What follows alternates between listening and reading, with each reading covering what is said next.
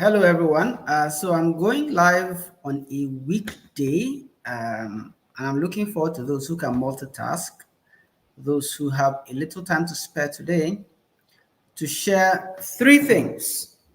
And I'm going to be sharing on our theory about emerging entrepreneurs, the theory we have, right? And I'm going to also share our response to it as the strategy club, and I'm going to share our invitation. We have a theory that emerging entrepreneurs are low on capital. Now, that is not a very sophisticated theory.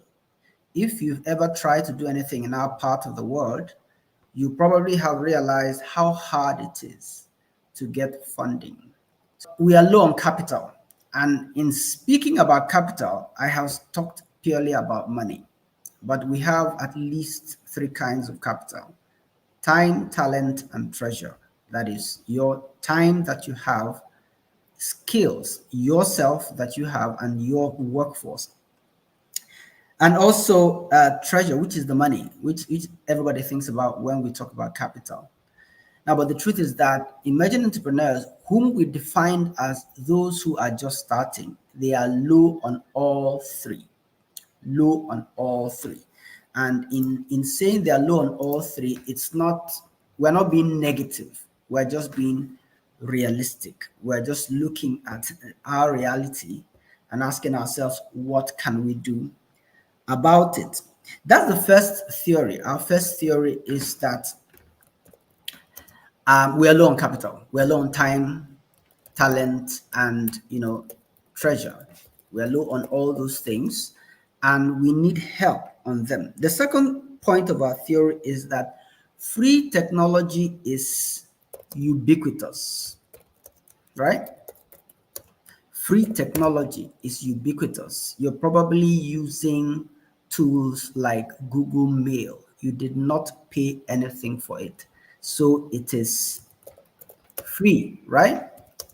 It is actually completely free for you, right? They make you pay in other ways through adverts, for example, right? But generally, you don't pay anything as a subscription, for using any kind of mail platform these days. And I want to say that there are a lot of other free or low-cost technologies that emerging entrepreneurs can leverage to do basic things around marketing, around customer data, manipulation and curation, around thought leadership, sharing your knowledge across the world, around networking, like we're doing today, broadcasting, like we're doing today, and so forth. They're either low cost or no cost. And they are designed in such a way that you could just subscribe, begin doing what you do. The gap between you and between what you do and being able to get value from such technologies is simply learning the skills.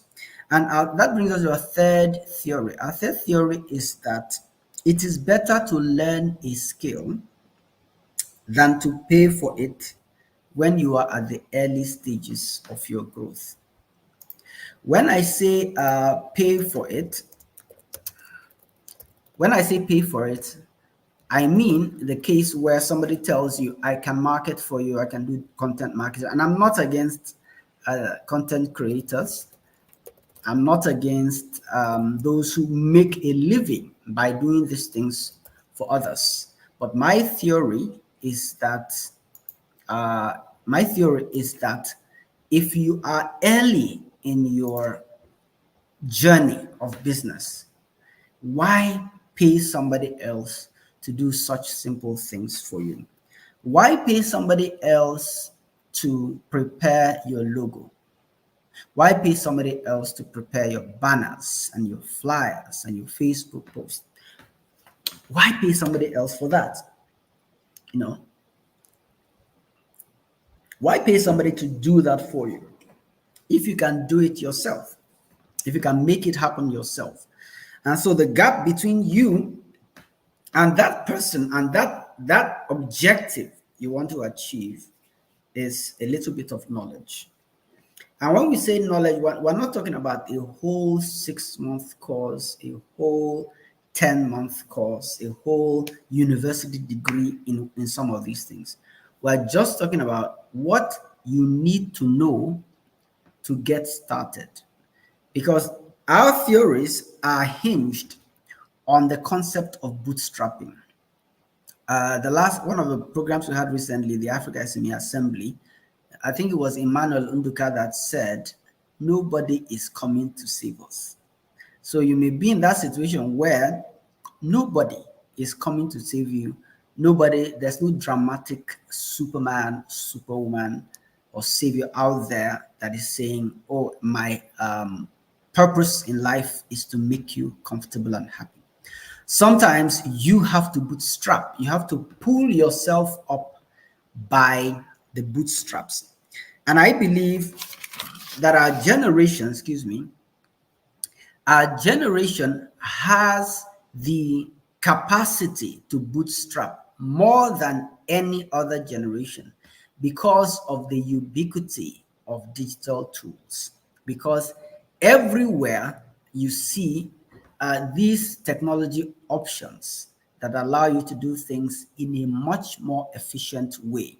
Today, everybody talks about AI, but I'm not even getting as sophisticated as that, because in my background as a professional, one of the things I've noticed is that the being able to get value from technology is not always because the technology is not good enough or not sophisticated enough or not cutting edge enough. It's typically because people don't know how to use what they already have. And so I lay a lot of emphasis in using what you already have, or using what is already available to you to become more efficient. Using what you already have, or using what is already available to you to become more efficient, at what you do. And because I'm touching on that efficiency part, I'm going to come back to the definition, what we mean by emerging entrepreneurs. Now, I typically look at emerging entrepreneurs not just as those who run their own business, but those who are able to think far outside the box when it comes to working in the, delivering value in the workplace. Some people call them entrepreneurs, people who are internal to your organization, but they have capacity to do things that are way beyond their job descriptions. They have creative thinking way beyond their boundaries, their professional boundaries. You may be in that line. Maybe you're watching me from LinkedIn. I know that there are people watching from LinkedIn, watching me from Facebook, watching me from YouTube. Maybe you have that inclination to say, I really want to make impact. I really want to be different. I really want to have an edge. And it takes so much. You think it takes so much to do that, but sometimes it's just a little knowledge in Canva, a little knowledge in Excel, a little knowledge in PowerPoint, a little knowledge that you can contextualize. So our business is saying, look, the technology is available already. How do we contextualize it? How do we evaluate and look at it and say, look, what can I do with this in my own organization, in my own business? That is what becoming digitally skilled, maturing digitally, embracing technology transformation is all about. I don't remember his name, but he made a statement that one of the secrets of digital transformation, or technology transformation, is that it's not just about the technology. I think it was McKinsey that said that did that advert. It's not all about the technology. So when we talk about deploying technology to your advantage, we're saying there are ways in which you can do it far beyond just knowing that the tool can do X, Y, Z. we need to go down to how it does. So how did we respond to it? We responded to it from our standpoint with a series of workshops we call Simple Technology for Small Business. And we are very careful not to call these trainings. There are people who are doing trainings, 6 weeks, 10 weeks, a few months. We are very careful that we're not calling these trainings. They are workshops. Why? Because they are hands-on, they are interactive, and they are engaging. We expect people to come into this sphere, this circle, this environment of learning with a mindset that I want to find out what this specific tool can do in my business. So I want people to be there live. I want people to be able to ask the questions, that relevant questions, not just what the technology can do, right? But what the technology will do in our own context, in my business. It's like saying, this is what I do. How can you help me use this tool to do what I do?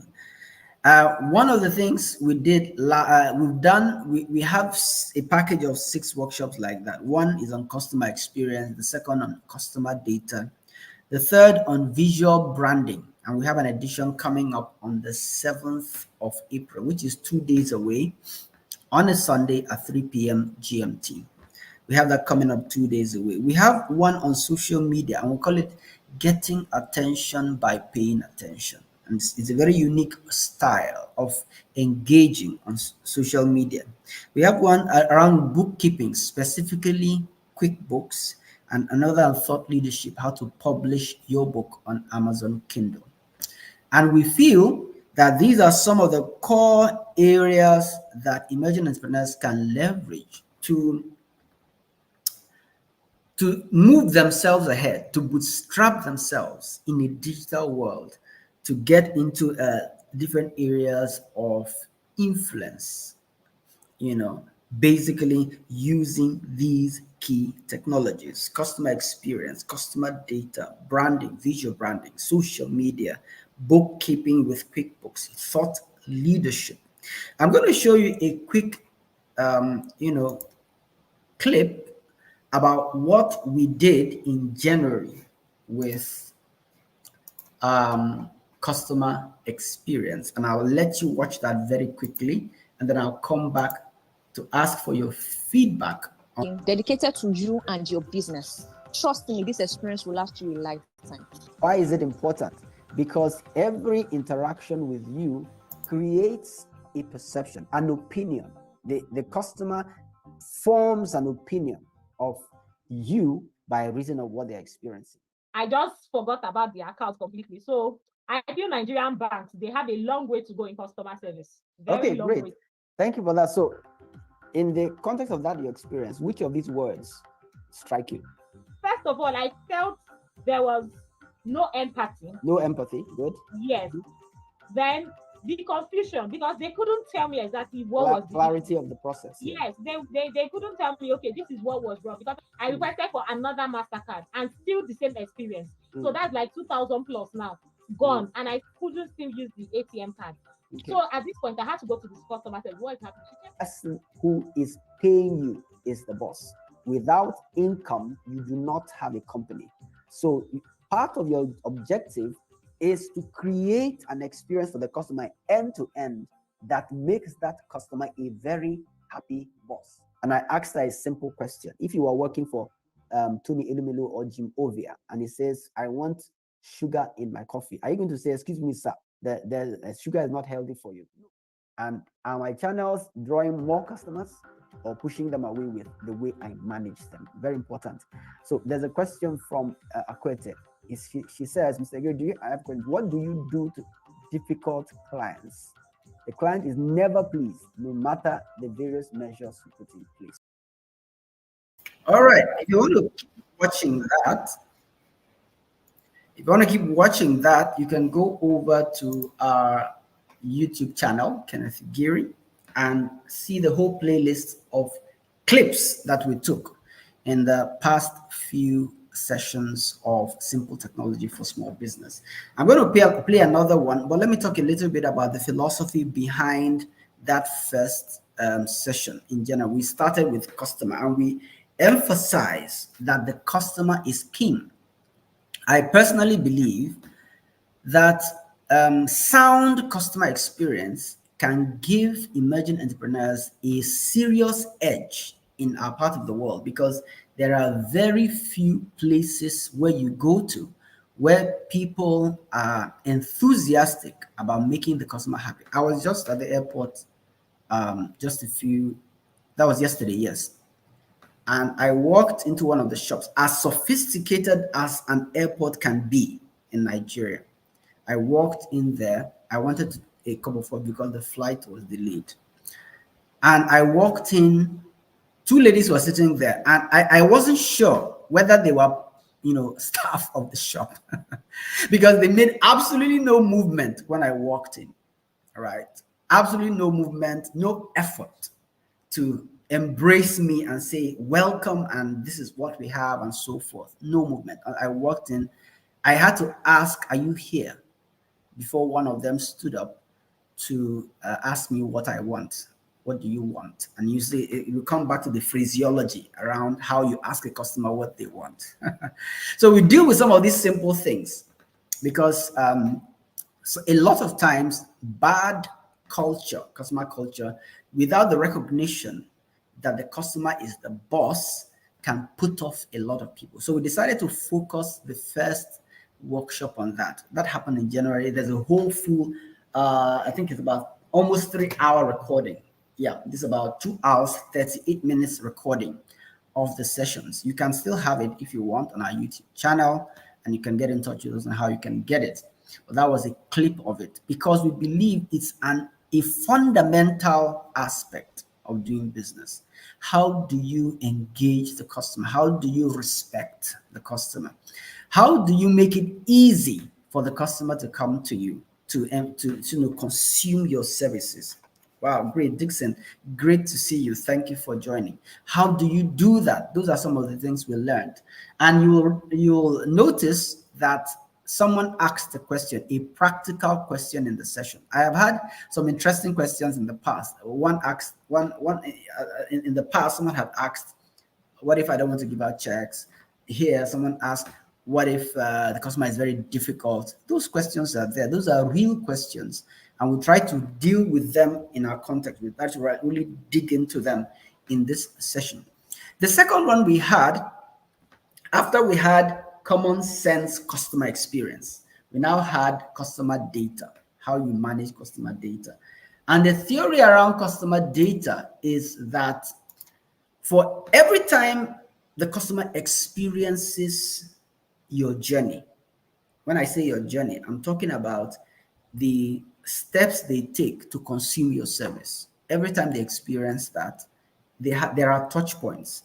At some point, maybe they knock on your door, or maybe they come to your website, maybe they fill your form, maybe you give you a telephone call and all that. At every point in time, even when they make a purchase, when they transfer money to you, when they pay with your payment link, they basically leave a trace of data. They could be leaving their phone numbers, they could be leaving their names, they could be leaving their bank details. I mean, whatever it is. I mean, these are just examples. But the point is, what do you do with that data?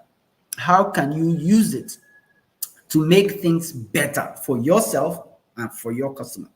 Just take a little bit, watch this one, and see what we said in that session. Engage me later and say, I want to sell you an eraser. You're selling me a complementary product because you have the record that I have bought the original product. Very simple. And if you're doing upselling, which means today you sold me a pencil, then you sold me an eraser that is complementary. Then when I grew up a little, maybe you sold to a child, you say, oh, do you need a pen? Because you have a history of my interaction with you. You can sell something else to me that makes sense, that I'm likely to buy because you have a certain history about me as your customer. Number 5, you build value-driven partnerships. What does that mean? That means if I know my customer base well enough, I know what they want that I don't have, but I have a business partner that can supply it. So I combine, I join forces with them and say, look, I want to focus on pencils, pens, and erasers. Can you supply my customers books and give me commission? Because they are my customers, so you sell to them through me. So if you think about this, I just very basic examples, but if you think about this in your context, in your business, I'm sure you can extrapolate and think about all the different ways you can, all the different things you can do with customer data, as long as you have a way to collect it. So the point here is whether there's a sale or there is no sale, your customer data, your customer journey must have a way to make sure you capture the data so that you can sell back to the person the next time, market to the person. So what I'm telling you with this picture is, look, whatever your business is, you sell items, you do software, you do clothing. What you want to do is find a systematic way to collect the data, whether the person whether you make a sale at the first point of contact or not. So let's look at a little bit about form planning, right? Any tool you have in this world, right? I remember one time somebody saw me using a hacksaw, and Obina will know about this because he was also in engineering school. He saw me using a hacksaw, and he was surprised. He said, "How are you able to use it so easily that it's just cutting it smooth?" So again, you can keep watching that video on our channel, and I'll just get our channel. I'll just get our channel in the chat so that you can continue watching that. But what are the key points? The key points, like I said, are during your customer journey, the customer touches your business or aspects of your business or related components of your business in some way or another. I typically will tell the story of the lady who all I did was write my name and number on her sheet. 1 year later, she called me and my wife to ask whether we wanted to buy something for our children because she had a system for collecting that data. It's probably a primitive system. There could be better things to do, like with the Google Forms that we teach. But the point is, there's a mechanism, not just for having the technology and saying, I know Teams, I know Zoom, I know email, I know contacts, I know Keep, etc. But the point is, how is it really going to be used? And that's kind of like the things we deal with in simple technology for small business. We have another one coming up on Sunday, 7th of April. We're dealing with Canva, branding on visual branding. I could show you others. I could show you other ways to utilize technology in this call, but that's probably going to take more of our time. So the point is, we have branding on Sunday, we have social media, and I could pick up another one on that if I had it. Let me just see where I can get that. That was a very, very cool one as well, where we demonstrated literally the use of social media to get visibility. And it's a real thing that you really have to, learn and grow in over time. It takes quite some resilience to genuinely, realistically grow in that context. So let me see whether I can just quickly get it up here so that I'll show it to you. This was one that we had last year. This was last year. So first of all, let me play this for you. This was from so it's a code the same as simple technology for small business. I'm going to switch over to Elizabeth. Thank you very much, sir. Yes, so from 2017, we're called the Startup 5. This would help you to keep moving as an entrepreneur. Yeah, so our STSB, which is known as Simple Technology for Small Business, is our monthly session we have over Zoom, and I'm very sure your mind is going to be blown. Today, I'm going to be your host to be able to take you through a very simple but effective bookkeeping that will help you to be able to manage your businesses. These are the most suitable industries that QuickBooks Online is most suited for. Online, you can just go to you can use your laptop to access it, or you can use your mobile phones. There is a mobile app that we have managed users. So one thing about QuickBooks Online is that with the Plus version, as I indicated earlier on, you have 5 users plus your accountant. So to create an invoice, all you do, there are 2 ways. Either you click on the new button here. The new button helps you. So it has customers, it has supplies, it has employees, and other things. We are dealing here with customers. So, okay, so is a code the same as a pro forma invoice? Yes, it's basically the same. Which customers owes you for a long time? The current one is this, within 30 days, within 60 days, within 90 days. How do you track withholding tax? Okay, so we'll set it up. All right, so you see, it's practical, it's in depth, and like I said, you can watch some of these videos again on our YouTube channel, Kenneth Igiri. I put the link on the chat. So the voice you heard was the voice of Emmanuel Kramer of Kramer's Global. He takes our QuickBooks session because he's an expert when it comes to bookkeeping. He has that background, and that is what he does for a living. Canva on Sunday will be taken by Miri Kwebu, who is also an expert in content marketing, content creation, branding areas.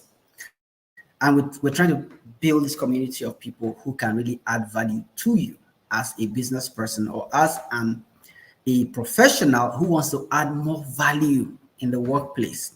So that's what we're talking about, going beyond just the normal. So we want you to take advantage of this opportunity. If you want to sign up, there is a scroll bar at the bottom of my screen, which is showing the details. You can also find out more in the link that I am sharing right now on the chat.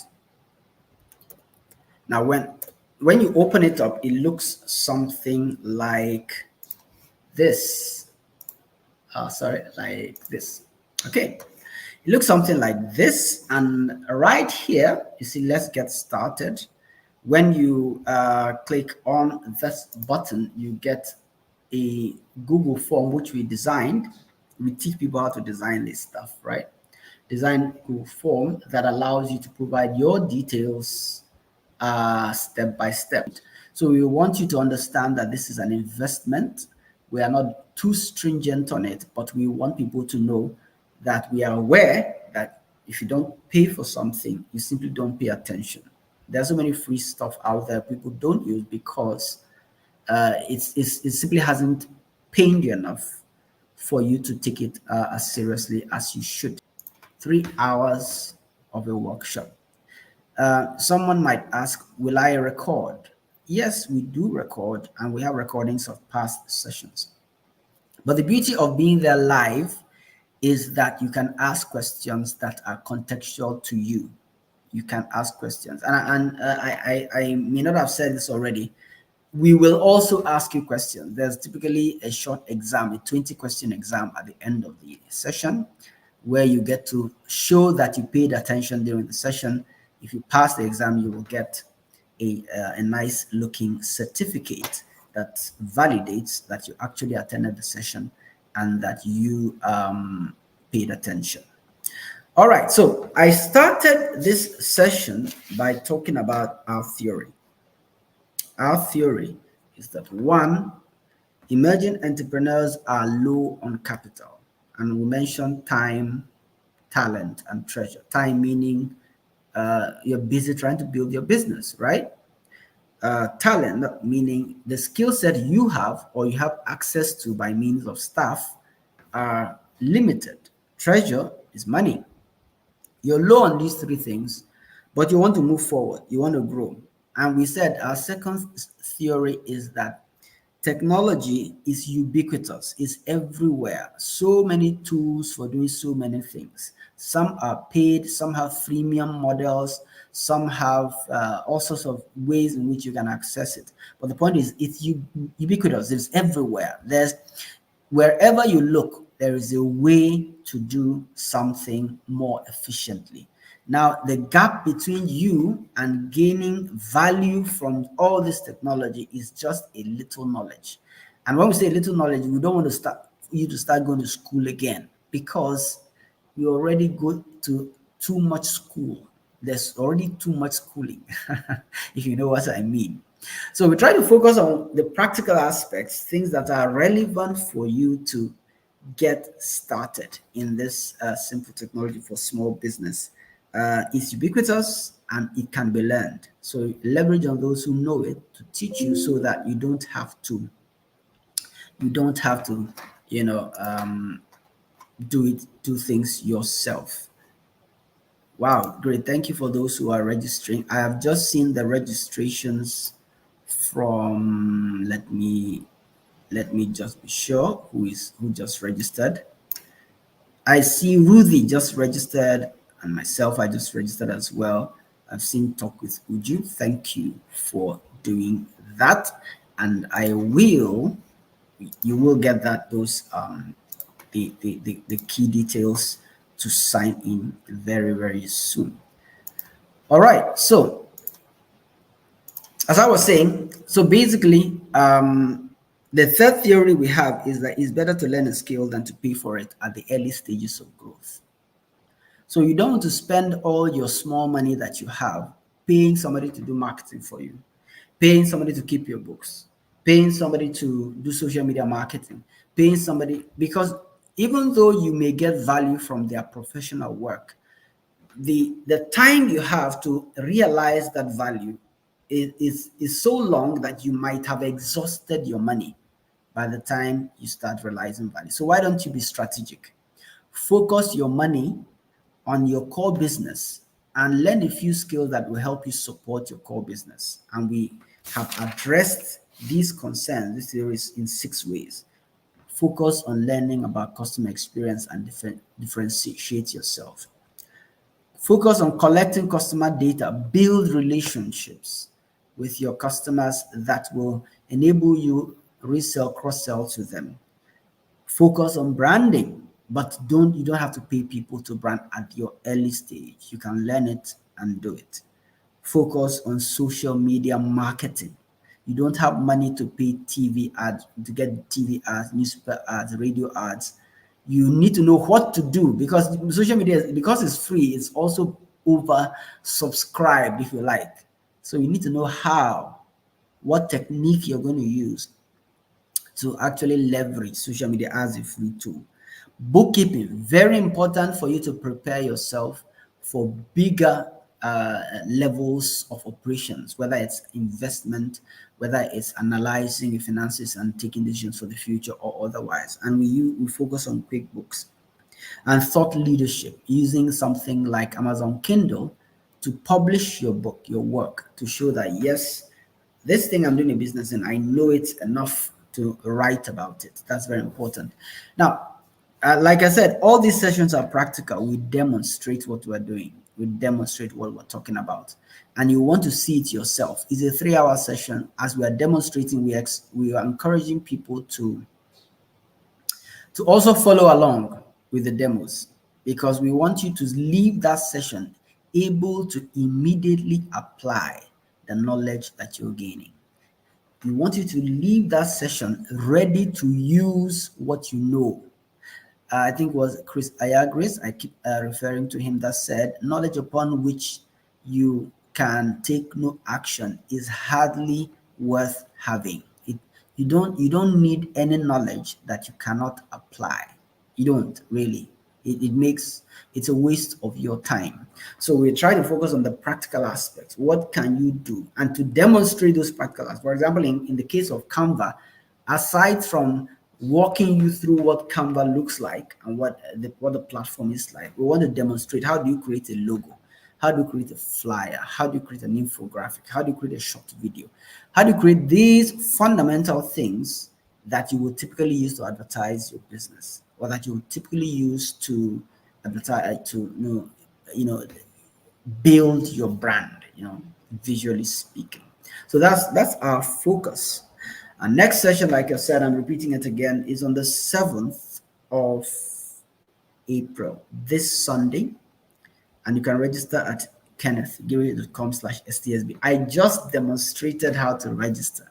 So if you have a challenge with that, I am sure you don't have a challenge anymore with that.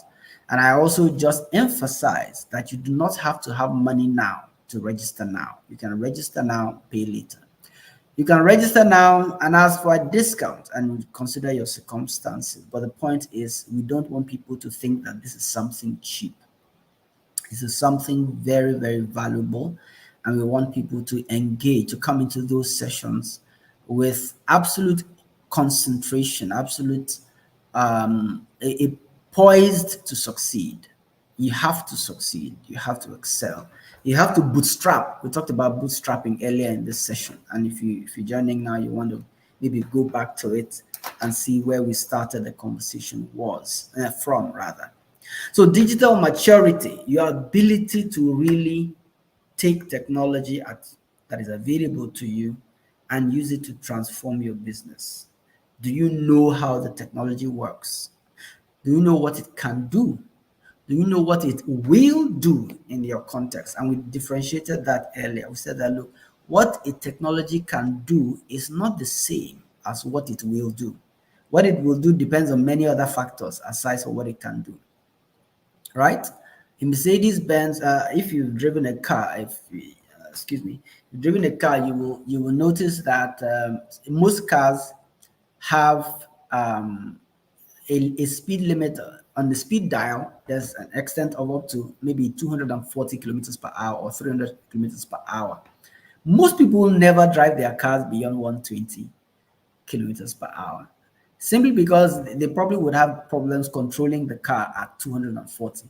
They don't have an autobahn, or their road networks are definitely not good enough to drive at such speeds. Or the behavior of people. I was driving my brother on Badagry Expressway, which is a road in Lagos that's just been revamped. And I said, why is everybody moving at 40 kilometers per hour, 50 kilometers per hour? And once in a while, he will show me, he said there are some, in quotes, crazy people that cross the road carelessly. So you don't want to hit them. And that's one of the reasons. So the ability to use any technology is dependent on your skill internally. It's also dependent on your environment, your reality. How do you map what the technology can do to who you are and to where you are, right? To who you are and to where you find yourself, where in terms of geographic location, as well as where in terms of where you're currently, a level at which you're currently playing. So that is what it means to be able to have that engagement that smoothens out those rough edges. It's not just enough to say, I know what Google Forms can do. Are you doing it efficiently enough? Are you doing it efficiently enough to basically make significant impact? Are you doing it efficiently enough to really make impact with that technology, right? Okay, so I am just almost at an hour. I've been here for about an hour, and just a quick recap. We talked about our theory, emerging entrepreneurs alone, budget on capital, time, talent, treasure. We talked about the free technology is ubiquitous. It's available for use. We talked about it's better to learn a skill than to pay for it when you are at the early stages of growth. And we said we have a response to these things we've observed. The response is number one, we have one of the fundamental reasons, which is the focus of this video, is that we have a solution called Simple Technology for Small Business. 6 relevant workshops for emerging entrepreneurs that can help you change the game in your business or in your career. And when we talked about that, we talked about the fact that emerging entrepreneurs are not just business owners, but also people who are in their workplaces but want to accelerate, amplify their impact. Okay, they want to amplify their impact. And then we also talked about the fact that we are having another session of this workshop on Sunday, and that this workshop will be handled by Mary Ikwebu, who is a digital and content marketing professional, who will be sharing with us on Canva how to build an awesome brand with stunning visuals. It's on 7th of April 2024 at 3 p.m. GMT. Will be on Zoom. So what will typically happen is I demonstrated in this call how to register. Once you register, whether you're paying or not, you can register. You can complete the registration. We'll send you an estimate based on your situation, and then you make a payment. You finish making payment, and then we send you the Zoom meeting details. The Zoom meeting details, and you'll be able to join us in. You'll be able to join us, excuse me, in the session. It's a Zoom meeting, and it's practical. It is hands-on. It's a full-fledged workshop. All right, so let me close it out here. I only got one person to tell me where they are joining from. Dixon joining from Ota in Ogun State. Thank you for giving us your time, and thank you every other person who watched it and who may watch this later. I look forward to seeing you on Sunday. If you can make it, do well to make it. Sign up. No strings attached. I mean, there's no commitment at the beginning of signing up. Sign up first, then we can talk about your peculiar situation in terms of paying. But remember, if you don't pay, you don't pay attention. That is our philosophy as well. Thank you very much, everyone. Say bye-bye and see you another time. I'm ending the stream. Take care of yourself.